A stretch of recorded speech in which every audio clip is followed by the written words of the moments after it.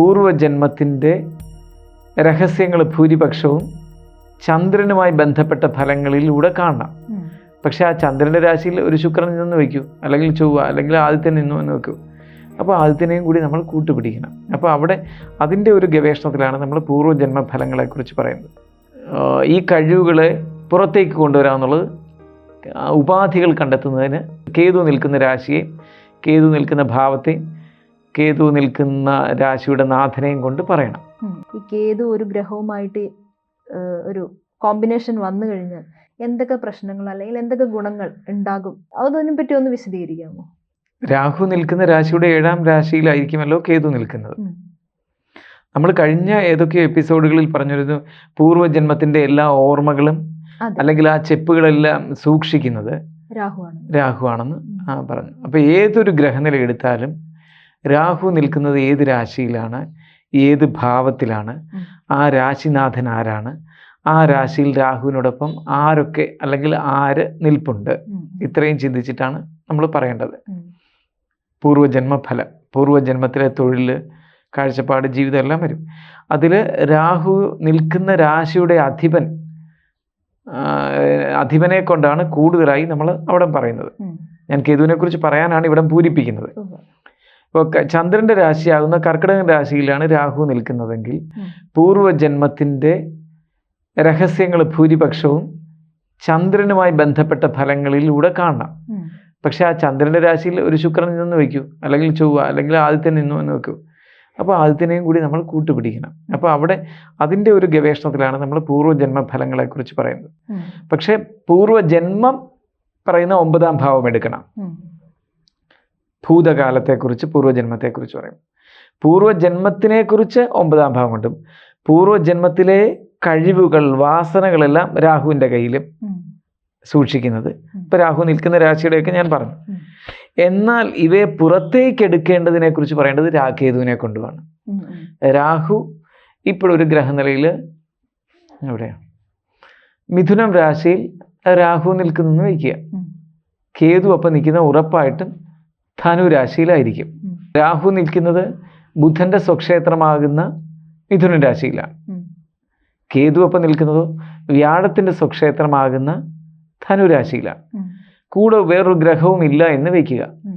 അപ്പോൾ കേതു നിൽക്കുന്ന വ്യാഴത്തിന്റെ സ്വക്ഷേത്രമാകുന്ന ധനുരാശിയിലാണ്. അപ്പോൾ വ്യാഴത്തിന്റെ ഫലങ്ങളിലേക്ക് നമ്മളൊരു കടന്നുകയറ്റം നടത്തിയിട്ട് അതിൻ്റെ ഫലത്തെക്കുറിച്ച് പറയണം. എങ്ങനെ ഇതിനെ,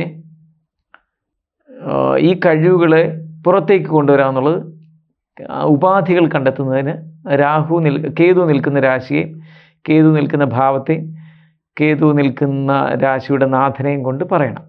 ഇപ്പം ബുധന്റെ രാശിയിൽ രാഹു നിന്നു, ബുദ്ധിയുടെ കാരകനാകുന്ന ബുധന്റെ രാശിയിലാണ് നിൽക്കുന്നത്. അപ്പോൾ ബുധനെക്കുറിച്ച് നമ്മളൊക്കെ ഒരുപാട് കാര്യങ്ങൾ പറയാൻ നിൽക്കും. ഒരു എക്സാമ്പിൾ, ഒരു ഗണിതശാസ്ത്രജ്ഞനായിരുന്നു നമ്മൾ കണ്ടെത്തി, അരിച്ചു ഗുണിച്ച് പഠിച്ച്. ആ ബുധന്റെ രാശിയിൽ രാഹു നിൽക്കുന്നതുകൊണ്ട് പൂർവ്വജന്മത്തിൽ ഗണിതശാസ്ത്രം കൈകാര്യം ചെയ്തിട്ടുണ്ട് എന്നുള്ളൊരു പോയിന്റിലേക്ക് നമ്മൾ എത്തിയെന്ന് വയ്ക്കൂ. പക്ഷെ ഈ ഗണിതശാസ്ത്രം പഠിച്ച വാസന ഇയാളുടെ ഉള്ളിൽ ഉണ്ടല്ലോ, അതിനെ പുറത്തേക്ക് എടുക്കണം. അതിനെന്ത് ചെയ്യണം? അപ്പോൾ നമ്മൾ കേതു നിൽക്കുന്ന രാശിയെ നോക്കി. കേതുവിൻ്റെ കൂടെ വേറെ ആരും ഇല്ലതാനും. വ്യാഴത്തിന്റെ സ്വക്ഷേത്രത്തിലാണ് നിൽപ്പ്. അപ്പോൾ വ്യാഴത്തിനെ കൊണ്ട് ഈ ബുദ്ധിയുടെ, ഈ ഗണിതശാസ്ത്രം കൈകാര്യം ചെയ്യുന്ന കഴിവുകളെ പുറത്തേക്ക് എടുക്കാനുള്ള പോയിന്റ്സ് എല്ലാം പറയണം.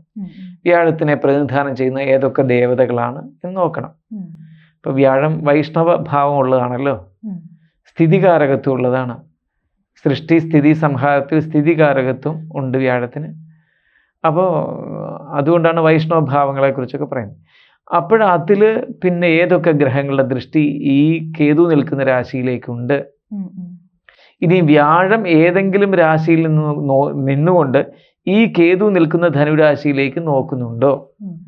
ഇതെല്ലാം കൂടി ഇങ്ങനെ 4-5 കാര്യങ്ങൾ അനലൈസ് ചെയ്തിട്ട് അതിനകത്തു നിന്ന് ഈ വ്യാഴത്തിൻ്റെ കൈകളിലിരിക്കുന്ന വ്യാഴത്തിൻ്റെ ഉപാധിയിലൂടെ, എന്ന് വെച്ചാൽ വ്യാഴത്തിൻ്റെ രാശിയിൽ നിൽക്കുന്ന കേതുവാണല്ലോ, ഈ കേതുവിനെ കൊണ്ട് വ്യാഴത്തിന് പറഞ്ഞിരിക്കുന്നതായ കാര്യങ്ങളിൽ കൂടി ഇയാളെ നയിച്ചാൽ ഒത്തിരി കാര്യങ്ങളുണ്ട്. ജപം, ധ്യാനം. അപ്പം ഏത് തരത്തിലുള്ള ജപം വേണം വ്യാഴത്തിന്? അപ്പം വ്യാഴവുമായി ബന്ധം വരത്തക്ക വിധത്തിലുള്ള ദേവതകൾ ഏതൊക്കെയുണ്ടോ, അല്ലെങ്കിൽ വ്യാഴത്തിന് നേരിട്ടുള്ള നവഗ്രഹ മന്ത്രത്തിൽ ഏത് മന്ത്രമുണ്ടോ, ഇതിനെല്ലാം കണ്ടുകൊണ്ട് അതിനനുസരിച്ചുള്ള അനുഷ്ഠാനങ്ങളും ആചാരങ്ങളും ജപവും ചെയ്യാൻ പറയും. അപ്പോഴേക്ക് ആ രാഹു നിൽക്കുന്ന ബുധൻ്റെ രാശിയിലെ ബുധൻ്റെ കയ്യിലിരുന്ന ഗണിതശാസ്ത്രം പൂർവ്വജന്മത്തിൽ കൈകാര്യം ചെയ്തിരുന്നു എന്നുള്ള ഫലം പുറത്തേക്ക് വരും. ഞാൻ പറഞ്ഞത് മനസ്സിലായോ? അങ്ങനെ ഒരു കാര്യമുണ്ട്. മറ്റുള്ള ഗ്രഹങ്ങൾ, കേതു എന്ന് പറയുന്ന ഗ്രഹം മറ്റുള്ള ഗ്രഹങ്ങളുമായിട്ടാണെങ്കിലോ ഉണ്ടെങ്കിൽ അവിടെയും കൂടി നമ്മളിത് അനലൈസ് ചെയ്യാൻ കൂടുതൽ സൂക്ഷ്മമായിട്ട് ഉപയോഗിക്കണം. ഇതെല്ലാം ഒരു സെക്കൻഡിൽ ഈ രാശിചക്രം തലയ്ക്കകത്ത് വന്ന് നിരക്കണം. നിരന്ന് നിന്നുകൊണ്ട് നമ്മൾ അത്രയും സൂക്ഷ്മതയിലായിരിക്കണം. നമ്മൾ അത്രയും ധ്യാനനിരതരായിട്ടൊക്കെ വേണം ആ ഒരു ഗ്രഹനിലയിൽ ഇങ്ങനെ നോക്കാൻ. വെറുതെ വായി വരുന്ന വിളിച്ച് പറയാൻ പാടില്ല. അപ്പോഴും രാഹു ഒരു സെക്കൻഡ് കൊണ്ട് ഇത്രയും കാര്യങ്ങൾ ഈ ഗ്രഹങ്ങളുടെ ഈ പരസ്പര പങ്കാളിത്തം എല്ലാം തലയിൽ കത്തിയിട്ട് പ്രമാണങ്ങളെ സാമാന്യ വിധിയായി തള്ളിക്കൊണ്ട് അതിൻ്റെ എല്ലാ അവസാന വാക്കിനെ കടഞ്ഞെടുത്ത് പറയണം. ഇന്നത് ചെയ്താൽ നിങ്ങൾക്ക് പഴയ കാലത്ത് ചെയ്തിരുന്ന ആ ഗണിത വാസന തിരിച്ചു വരും എന്ന് പറയാം. ഇത് ചെയ്താൽ മതി എന്ന അവസാന വാക്കായിട്ട് പറയാനൊക്കെ. കേതു ശനിയെപ്പോലെ തന്നെ മോക്ഷകാരകത്വമുള്ള ഗ്രഹമാണ്. അതുകൊണ്ട് കേതു അവിടെ നമ്മളെ സഹായിക്കും. ഇപ്പം പൂർവ്വജന്മ സ്മൃതികളെ കാണുന്നതിന് രാഹു സഹായിക്കുന്നുവെങ്കിൽ പൂർവ്വജന്മ സ്മൃതികളിൽ കിടക്കുന്ന ആ കഴിവുകൾ കലവറകളെ പുറത്തേക്ക് കൊണ്ടുവന്ന് സ്വതന്ത്രമാക്കി നമ്മളെ വളരെയേറെ ഉജ്ജ്വലമായ ജീവിതത്തിലേക്ക് എത്തിക്കാൻ, പ്രതിഭാധനരായി ബഹുമുഖ പ്രതിഭയായി ശോഭിപ്പിക്കാൻ കേതു നമ്മളെ സഹായിക്കും. കേതുവിനോടാണ് നമ്മൾ പിടിച്ചു വാങ്ങേണ്ടത്. രാഹുവിനോട് ചോദിച്ചറിയുന്നു, കേതുവിൻ്റെ കയ്യിൽ നിന്ന് പിടിച്ചു വാങ്ങിക്കും.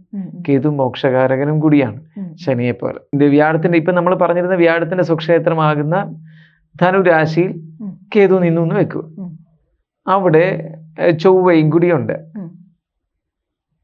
അപ്പോൾ ചൊവ്വയും കൂടി ഉണ്ട് എങ്കിൽ നമ്മൾക്ക് വീണ്ടും സൂക്ഷ്മമായിട്ട് ചൊവ്വയും വ്യാഴവും കൂടെ വന്നാൽ ഏതൊക്കെ 33 കോടി ദേവതകളല്ലേ, ഈ ദേവതകളിൽ ഏത് ദേവതാഭാവത്തിനെ ഇയാൾക്ക് കൂട്ടുപിടിക്കാം. ഇനി ദേവതകളെ ഇപ്പൊ ഒരു യുക്തിവാദിയാണ് വന്നിരിക്കുന്നതെന്ന് വെക്കുക. അയാൾക്ക് ജ്യോതിഷത്തിന്റെ സൂക്ഷ്മവശങ്ങൾ പറഞ്ഞപ്പോൾ അയാൾക്ക് കുറെ ഇൻട്രസ്റ്റ് ആയി, താല്പര്യം ജനിച്ചു. അയാൾ പറഞ്ഞു ദേവത അതൊന്നും എനിക്കൊക്കത്തില്ല, അല്ലെങ്കിൽ ഞാൻ വേറെ ഇടത് രീതിയിൽ പോകുന്ന ആളാണ്, അതുകൊണ്ട് അതൊന്നും ഞാൻ ഒക്കില്ല എന്ന് പറഞ്ഞു കഴിഞ്ഞാൽ നമുക്ക് ശാസ്ത്രീയമായി മറ്റൊരു വശത്തോടെ നയിക്കാൻ ഒക്കും.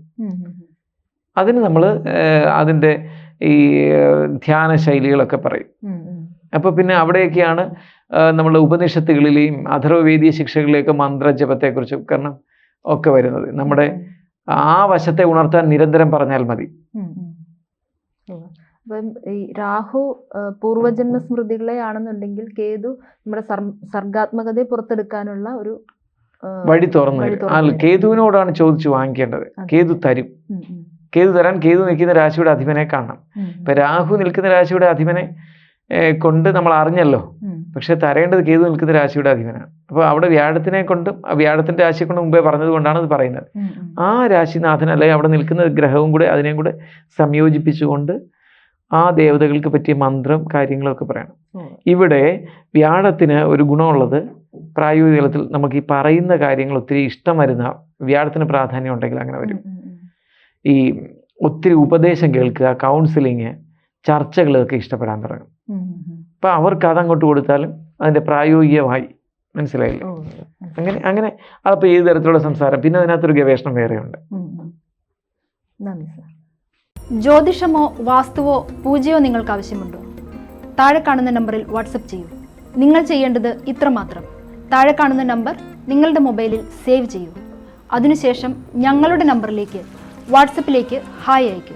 ജ്യോതിഷ സംബന്ധമായ എല്ലാ ആവശ്യങ്ങൾക്കും ABC മലയാളം നിങ്ങളോടൊപ്പമുണ്ട്. സമ്പൂർണ്ണ ജാതകം, സാധാരണ ജാതകമല്ല, സമ്പൂർണ്ണ ജാതകം. 75 പേജുകളടങ്ങിയ സമ്പൂർണ്ണ ജാതകം 250 രൂപയ്ക്ക് നിങ്ങളുടെ കൈകളിലേക്ക്. അതിനായി നിങ്ങൾ ചെയ്യേണ്ടത് ഇത്രമാത്രം: താഴെ കാണുന്ന നമ്പറിൽ ബന്ധപ്പെടുക. ജ്യോതിഷവുമായി ബന്ധപ്പെട്ട എല്ലാ വിശേഷങ്ങളും നിങ്ങളിലേക്കെത്താൻ ABC ജ്യോതിഷം സബ്സ്ക്രൈബ് ചെയ്യുക.